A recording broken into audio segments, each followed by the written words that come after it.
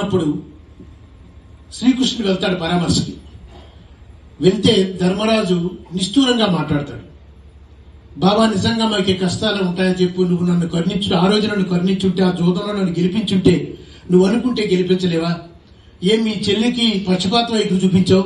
మీ చెల్లిని ద్రౌపదికి ఏమో ఎక్కడ అవమానం రాకుండా నిండు సభలో నువ్వు ఆమెకి చీర లాగించావు, నాకు తెలుసు, మరి అదే నన్ను చేసి ఉండొచ్చు కదా అన్నాడు.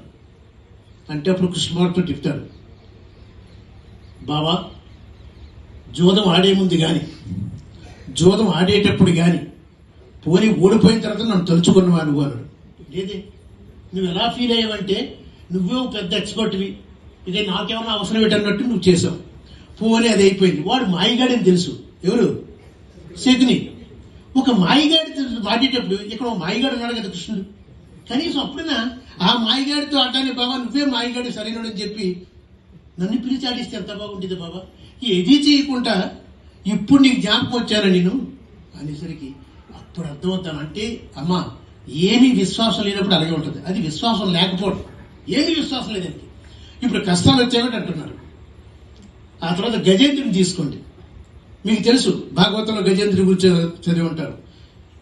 నీటిలోకి వెళ్తుంది, ఆ మొసలు పట్టుకుంటే యుద్ధం చేస్తాడు. కొన్ని వేల సంవత్సరాలు చేసిన తర్వాత ఇక చనిపోతానేమో, ఆ పద్యాన్ని చదవను కానీ చనిపోతానేమో అని భయం వచ్చిన తర్వాత అప్పుడు ఉన్నావా నువ్వు లేవని మొదలుపెట్టాడు. అంతే కదా. కలడు వాడు ఎప్పుడు అంటాడు, 1000 సంవత్సరాలు పోరాడిన తర్వాత అంటాడు. అంటే నమ్మకం నీకు ఎప్పుడు వచ్చింది? చనిపోతానని భయం వచ్చింది. అది సంపూర్ణ విశ్వాసం కాదన్నా. ఇకపోతే మూడోది ప్రహ్లాదుని తీసుకోండి. ప్రహ్లాదుని ఎప్పుడు కూడా మీకు జ్ఞాపకం ఉంది కదా. ఇక అందులో ఒకటే, ఎప్పుడు భయం లేదు, చనిపోవడం నాకు తెలియదు ఇవన్నీ.